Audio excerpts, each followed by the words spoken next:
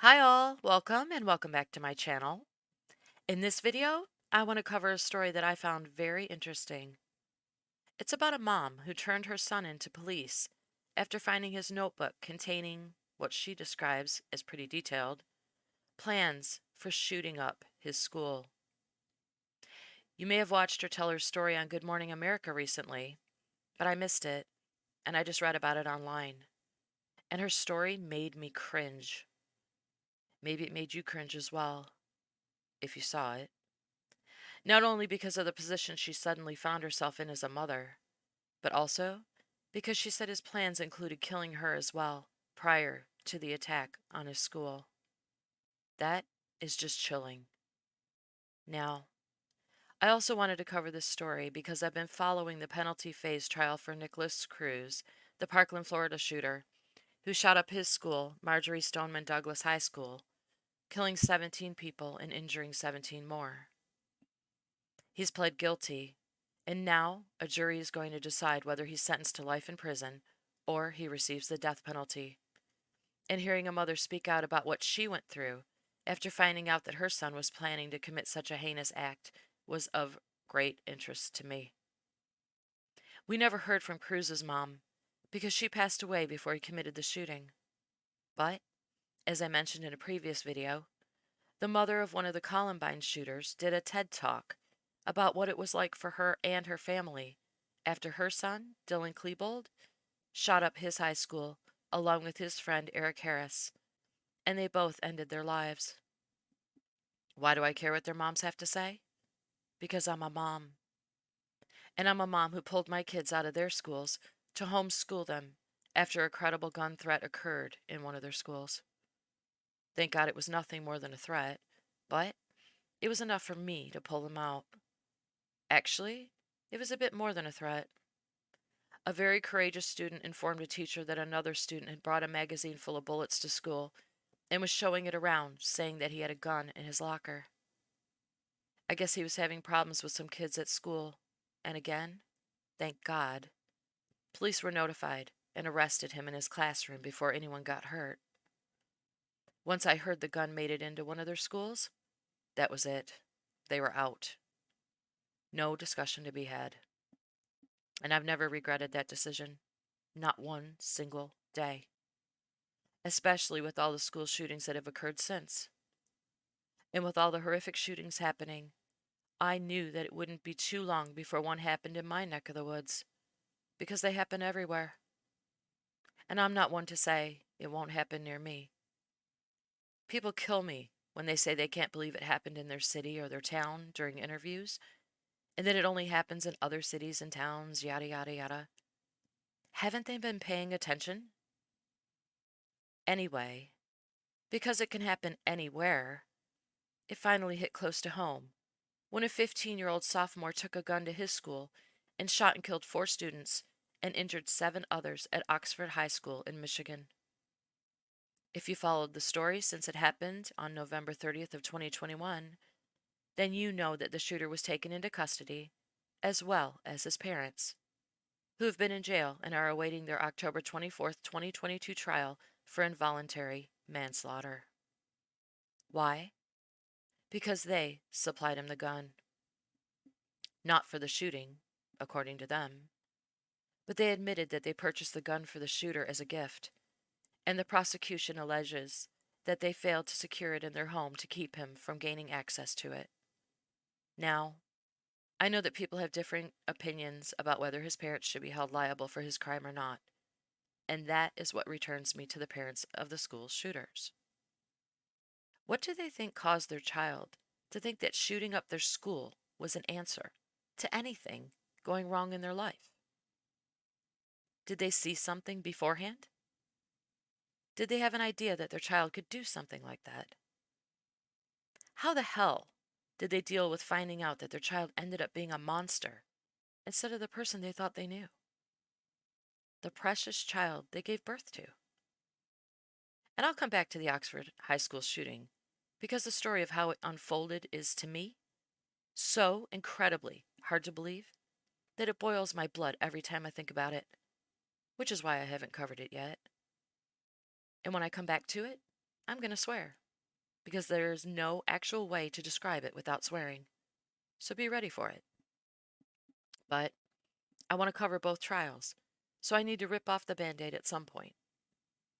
And so back to the story, which first took place in 2019, the first story I was talking about, when a Washington mom, Nicole Schubert, said she was cleaning her house and she came across her 17-year-old son's journal that she claims was filled with a descriptive plan to commit a mass shooting at his high school. Now, just so you're aware, investigators found detailed journals kept by both the Columbine shooters and Ethan Crumbley, the Oxford High School shooter, as well. Schubert told Good Morning America that her son's detailed plans began with killing her first before the school shooting. She said her son planned the attack for April 20th of 2020, which was the 21st anniversary of the Columbine shooting. He planned to start at 5 a.m. by killing his mom. Then he planned to head to his school shortly after noon to, quote, kill everyone possible, fight to the death, or kill self after maximum damage has occurred, unquote. Schubert said after reading her son's words, she was heartbroken, and she confronted him about the things he wrote. He tried to convince her that it was just a story he wrote, but she felt that she should call police anyway. Now, I'm all about gut instinct. She's his mom.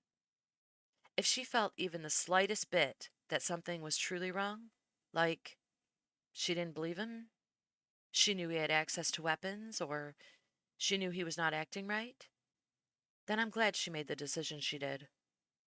It's better to be safe than sorry, and she must have felt something was off to do that. But can you imagine how hard that had to be for her? I can't even imagine. And who knows how many lives she may have saved, including her own, by doing it. She said her first instinct was to protect her child, which I'm sure every parent out there understands. But then she said she thought he'd be safer in jail, in case he really planned to carry out the things he wrote about. She said if there was the possibility of saving one life, one child, then it was worth it. Bravo. But I can't even begin to tell you how that would destroy me if it was my child. Knowing that you really have no choice but to turn him in because it's the right thing to do, but it's your child. And it goes against your instincts as a parent. Now, she was able to rationalize that he would be safer in jail. And according to her story, even though her son is angry with her for turning him in, she said he underwent a mental examination, completed a rehabilitation program, and community service after he was charged with a felony for threatening to bomb or injure property. Apparently, he hasn't had any issues since, and he's planning to attend university. So hopefully, she was able to get him the help he needed. But is that enough? I ask, and I may be reaching here. I feel like I say that in every one of my videos. Oh well. Anyway, I think she was right to fear that something was off, and his writings were more than just a story he wrote. She said that when she turned over his notebook to police, she also told them that she had previously found what she thought to be a homemade pipe bomb in his room. That is very serious. Quite terrifying, actually. And I don't know too many 17-year-olds who even know about the Columbine shooting. After all, it occurred back in 1999. The Columbine attack included many homemade bombs, many of which didn't detonate. So, journal detailing the attack, homemade explosives, and the 21st anniversary of the Columbine attack. And the story of the Sandy Hook shooter included him shooting his mother before he went to the school. Think he wasn't researching school shootings? Try again. Could it have been just for a story? Sure. But did his mother know him to like writing stories? Maybe that's why she didn't believe him. And why build a pipe bomb? For the sake of curiosity? Not buying it. She did the right thing, in my opinion. She knew something wasn't right. You know your child. Now, having said that, both Dylan Klebold's mom and Ethan Crumbley's mom claimed they had no previous indication, no warning at all, that their sons were planning on committing school shootings. When Dylan Klebold's mother finally came forward in 2016 to do an interview on 2020, she said that before Columbine happened, she would have been one of the parents who believed that she'd know if something was wrong with her child. She believed that she would have been or seen signs that he wasn't right. But she claimed she didn't know, and that prevented her from stopping him. After the shooting, she said she tried to think back to anything that would have indicated that he was changing. Then she said she did remember noticing him losing interest in things. Then he wanted to build his own computer, and he started spending more time alone in his room. And he wanted to wear a black trench coat to school to be different. But, she said at the time, she wrote those things off as normal because she liked to be different too as a kid. She said she would notice that he would get quiet, enough for her to ask him if he was okay, but he'd just tell her he had a lot of homework to do or some other excuse, and she said she'd just let it go. She said she never really dug in to get answers from him because she thought she was a good mom and he knew he could talk to her if he needed to. She said she had no idea what he was hiding, and her idea of all is well was something she created in her own mind. After the shooting, his journal was found, and he had written about hating his life and wanting to commit suicide. Now, she said she wishes she would have dug into his life more for answers and not just considered it to be a phase he was going through. But there were some red flags that were undeniable that should have indicated to her that things were not right with Dylan, in my opinion, as a mother. Prior to the shooting, Dylan was busted for hacking into the school's computer system. He scratched up the locker of a kid he considered to be his enemy at school, and he was arrested for breaking into a van and stealing electronic equipment. Now, I'm not saying that those things indicated that he would commit mass murder, but she said they weren't normal for Dylan, and she was worried. Then she said that his reaction to his felony arrest was completely cold and uncaring, as if he'd done nothing wrong, and it shocked her. Now, that would have thrown up red flags for me all over the place. Then he has his journal in his room, in which he's writing that he wants to get a gun to kill a poor SOB. And not only that, but she said at one point she became so frustrated with his behavior that she pushed him up against the refrigerator and told him that he needed to stop the bad behavior. And his response was calmly asking her not to push him because he didn't know if he could control himself. Okay, Sue Klebold is not me. But knowing the mom I was when my kids were teens, the moment he didn't care about the fact that he was arrested, my ass is going through his room, looking through his things, and, if need be, his bedroom door is coming off the hinges. Privacy? Gone. Why? Because I was never a parent who respected my kids' privacy. Showers, bathroom, changing, of course. I'm not a freak. I mean, I wanted to know what my kids were doing, especially when their friends were over. I went through their backpacks, their pockets when I did laundry. I randomly checked their rooms when they weren't home, etc., because I know what my friends and I did when my parents never knew about, and I wanted to make sure my kids weren't up to any trouble.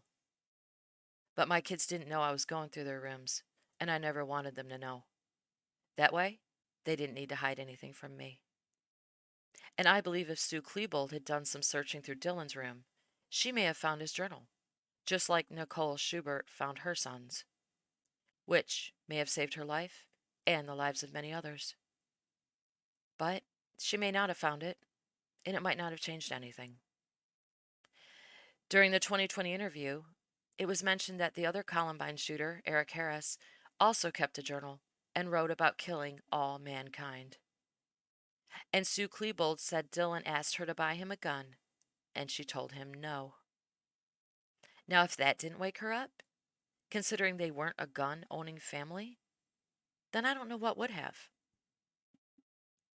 Then she said she was notified by the school that Dill had written a paper with profanity in it, which was about a man who looked like him who took a gun to school and fired on students. The teacher wanted to notify her of what he had written and told her she'd show it to the school counselor. Sue Klebold then asked if they'd call her if there was a problem, and she said she never heard back from the school. She said she asked Dylan to see the paper 2 times, but he said he didn't have it, so she let it go. Sounds to me like she let a lot of things go, huh?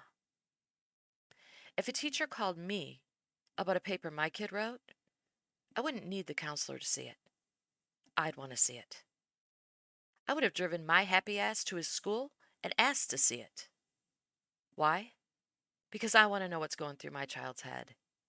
I don't need a counselor to judge for me. I'd want to see it for myself. But that's the kind of parent I am. Not every parent would agree. But he told them, right in that paper, what he was thinking. And the school counselor must not have considered it to be serious enough to look into, because Sue Klebold said the whole thing was dropped. Which is very interesting, because that is the very thing that happened with the shooter in the Oxford High School shooting.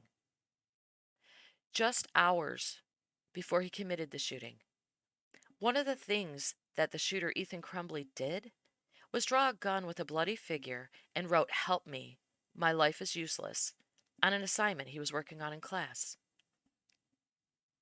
And this occurred just a day or so after another teacher caught Crumbley looking up rounds of ammunition on his phone during class. And much like Dylan Klebold's warning, Ethan Crumbley was sent to the school counselor, and his parents were called in for a meeting about the things the teachers had witnessed him doing. And this is where my language is going to go downhill. Because according to news reports, the way both Crumbley's parents and the school handled what they found was so completely fucked up that they had him. They had him before the shooting in the counselor's office with his parents, and reports of him searching for ammo and drawing a gun and a bloody body with the words, "My life is useless and help me." And nobody did a damn thing about it. When asked about his drawing, he fed them some story about it being a story idea or something to that effect. And that was it. They bought it. Nobody bothered to check his backpack. Nobody checked his locker. Even though his parents knew he had a gun at home because they bought it for him. But they never told the school that. So the school suggested his parents take him out of school for the rest of the day to seek some outside counseling for him. But apparently, they had better things to do, because the school says they refused to take him out of school that day. And just an hour or two later, he pulled a gun and shot and killed 4 students and injured 7 others, including a teacher. Why? Because they let him. They were incompetent, and they let him. Not one person, not one, checked his backpack. Not one person, not his teachers, not the counselor, not his parents. Not one checked his backpack. And they say because nobody checked, he could have had the gun on him the entire time. But I guess it was just too much for anybody to open a zipper, to check, or open his locker, to check, or for his parents to actually give a damn and take him out of school that day to get him some help, since we have since found out that he claimed he was suffering from hearing voices and seeing things for quite a while before the shooting, and told his parents on numerous occasions that he was even afraid to be home alone because it was so intense. But hey, they had to get back to work and didn't have time to deal with him, so they told the school they weren't taking him out that day, and the school let him stay. They just let it go. Seeing a pattern here?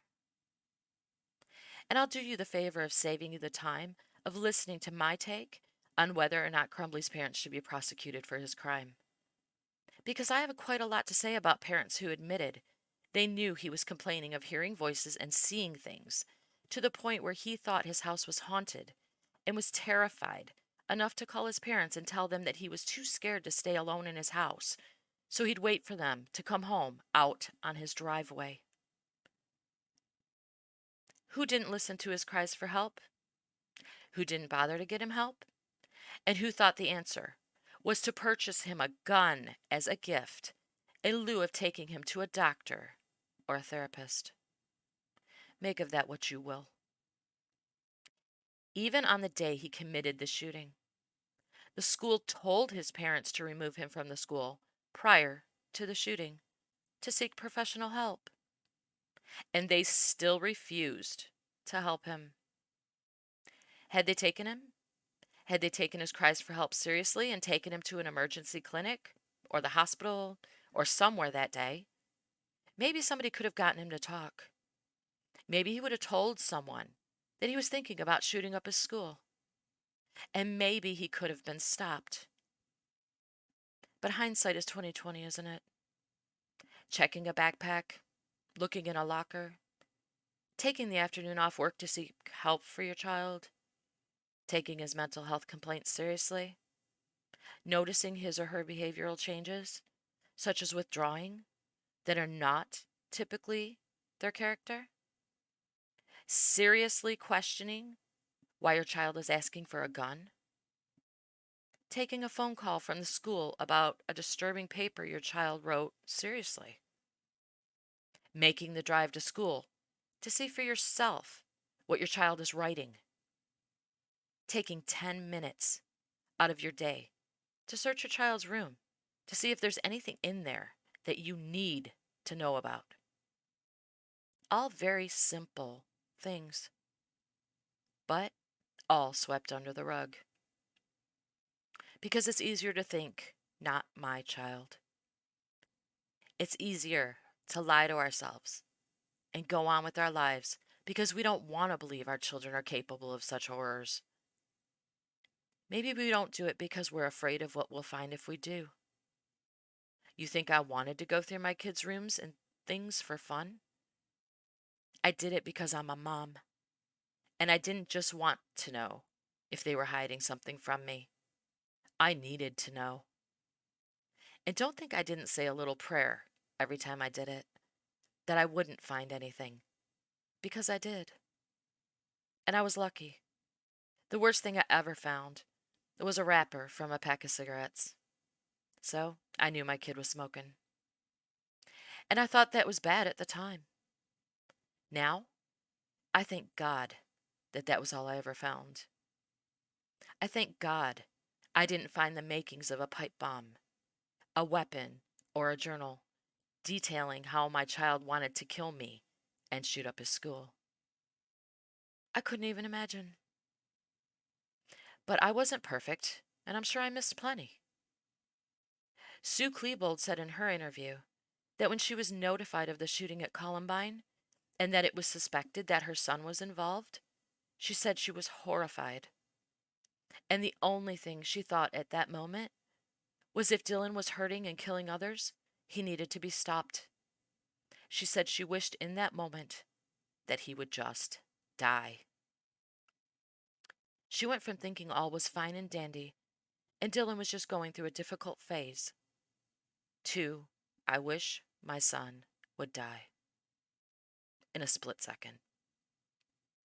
Because as hard as it is for us parents to process, that's all it takes. 1 second for our illusions of what our children are to be shattered into the reality of who they've become. Just like Nicole Schubert.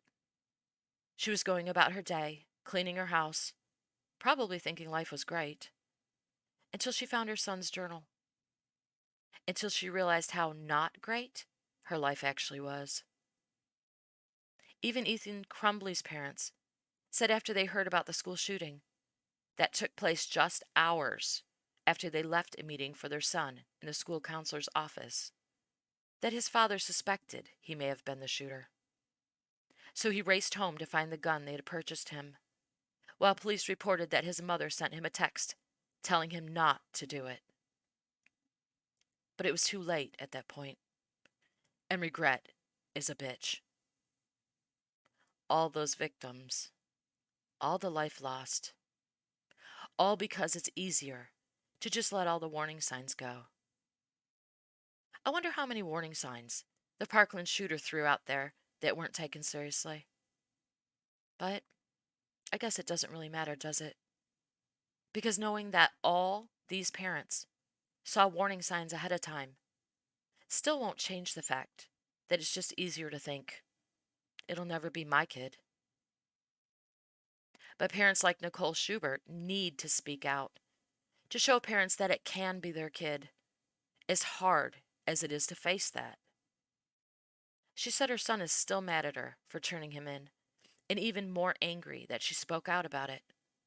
But she didn't care, and she did it anyway. Good for her. Trust me, I know no parent wants their child mad at them, but sometimes it's necessary for their own good.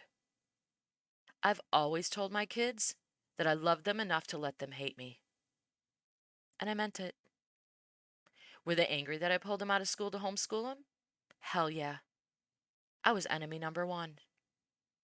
But guess what? I didn't care. I didn't send my kids to school so I could spend the day praying that they would return home alive. And I most certainly was not going to live with the regret that I made them go and I lost them because of it. So I made the choice. They could hate me all they wanted, but they were alive and safe, and I wasn't living in hell every day. I wasn't willing to live with the bitch of regret that the Klebold's, the Crumbleys, and all the other parents of children involved in school shootings are. So I rolled the dice and lived with my decision. Just like Nicole Schubert. Being a parent is the hardest job on the planet. Period. There's no instruction manual and no redo if you get it wrong. You live with the consequences of your decisions, and that's it. And it can be quite the price to pay for all involved, because nobody bothered to search a room, open a backpack, or inform a school that your child may have access to a gun. Did my kids hate that I was a helicopter mom? Absolutely. Do I regret it? Not for a second. I'm going to end this video with a quote from Nicole Schubert because I think she said it best. She said, quote, "Stay in their business, even if they don't like it. They're not going to like it, but as parents, it's our job to know what our kids are doing. Just be aware and watch for signs. Kids will normally tell you by their actions when something's wrong. Obviously, we can't control our children's actions all the time. Who can? But there are signs that you know something's not right. I was in his room asking, 'What are you doing? Where are you going?' all the time. And he hated it. But he's alive, and everyone's alive." Unquote. And I'd like to add that if you see signs, don't just let it go. Dig in, ask questions, and stay on it. Investigate, and don't just let it go. If it's nothing, you'll find out it's nothing. But if it's something, then you may save lives. And just so you don't think I'm an ogre, my kids ended up loving being homeschooled, and we have the best relationships today. No regrets. Thank you all so very much for listening. I really do appreciate the time you spend with me on my channel, and I'll see you on my next video.